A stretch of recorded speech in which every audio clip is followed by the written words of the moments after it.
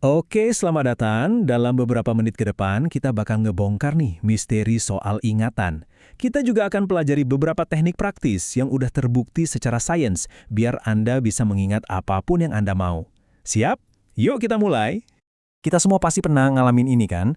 Anda punya kata sandi yang super ribet, campuran huruf besar, kecil, angka, simbol, dan entah kenapa Anda hafal di luar kepala. Tapi, giliran di mana Anda naruh kunci mobil tadi pagi? Lupa. Nah ini nih, paradoks ingatan yang akan kita pecahkan bareng-bareng.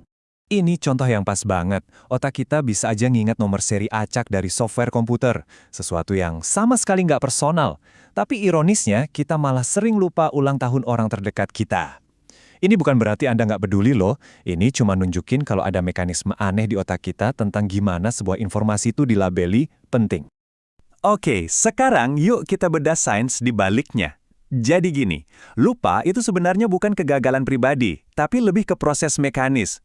Coba deh bayangin otak Anda itu punya semacam buku catatan yang halamannya terbatas banget. Para ilmuwan menyebut buku catatan ini sebagai memori jangka pendek. Disinilah semua informasi baru pertama kali mampir. Masalahnya, tempat ini tuh kecil banget dan emang nggak dirancang buat nyimpen sesuatu dalam waktu lama. Nah, disinilah sebagian besar hal yang kita lupakan itu hilang. Jadi, prosesnya kira-kira begini. Setiap informasi yang Anda terima, mau itu nama orang, nomor telepon, atau fakta apapun, itu mendarat di memori jangka pendek Anda. Di situ, informasi itu ada di persimpangan jalan. Apakah ini cukup penting untuk dipindahin ke penyimpanan jangka panjang? Atau ya udah, dibuang aja buat ngasih ruang ke informasi baru? Coba deh, pikirin ini. Anda cuma punya waktu sekitar 15-30 detik. Kalau dalam waktu sesingkat itu Anda nggak benar-benar perhatiin sebuah informasi baru, informasi itu bakal hilang gitu aja, lenyap, selamanya.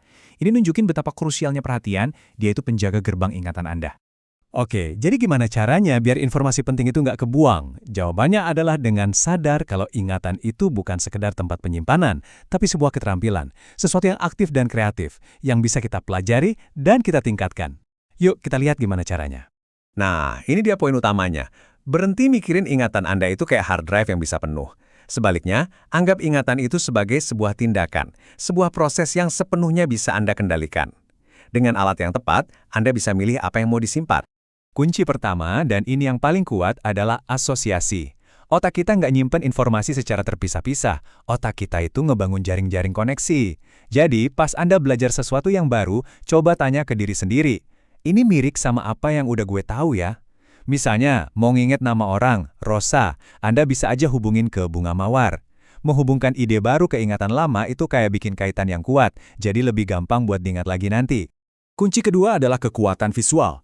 Otak kita itu dari sananya emang jauh lebih jago nginget gambar daripada konsep abstrak. Jadi kalau Anda mau nginget daftar belanjaan, jangan cuma mikirin kata telur. Coba bayangin ada ayam raksasa lagi juggling telur. Makin aneh dan makin jelas gambarnya di kepala Anda, makin nempel juga ingatannya. Kunci ketiga ini manfaatin semacam GPS alami di otak kita. Teknik kuno ini namanya istana memori, intinya adalah menempatkan hal-hal yang mau Anda ingat di sepanjang rute yang udah Anda kenal baik. Misalnya, buat daftar belanjaan tadi, bayangin ada setan dan pisang di pintu depan rumah, sekotak susu tumpah di sofa, sama sepotong roti di atas TV Anda. Dengan berjalan di rute itu dalam pikiran, Anda bisa melihat dan mengingat setiap barangnya. Dan ini dia nih penguat supernya buat semua kunci tadi. Emosi. Otak kita itu secara otomatis nandain informasi yang ada hubungannya sama perasaan yang kuat. Mau itu senang atau takut, sebagai sesuatu yang penting buat bertahan hidup. Makanya Anda bisa ingat banget kejadian yang super bahagia atau menakutkan, bahkan bertahun-tahun kemudian. Emosi itu ibarat lem perekat buat ingatan. Slide ini dengan cerdas menggambarkan strategi gabungannya. Kalau Anda benar-benar mau mengingat sesuatu, jangan cuma dibaca berulang-ulang.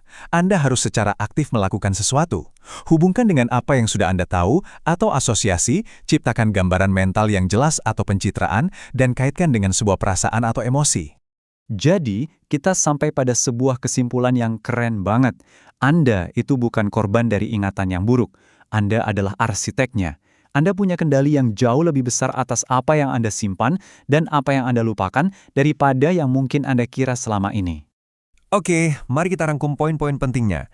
Aturan nomor 1, berhenti nganggap ingatan Anda itu kayak wadah pasif. Ini adalah proses yang aktif. Aturan nomor 2, perhatian itu adalah penjaga gerbang. Tanpa itu, nggak ada yang bisa masuk.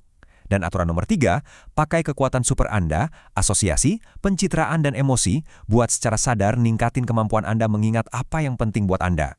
Saya akan tutup pembahasan ini dengan satu pertanyaan.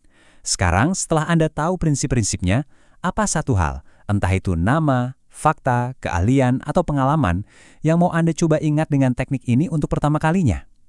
Coba pilih satu, dan mulailah membangun ingatan itu dengan sengaja.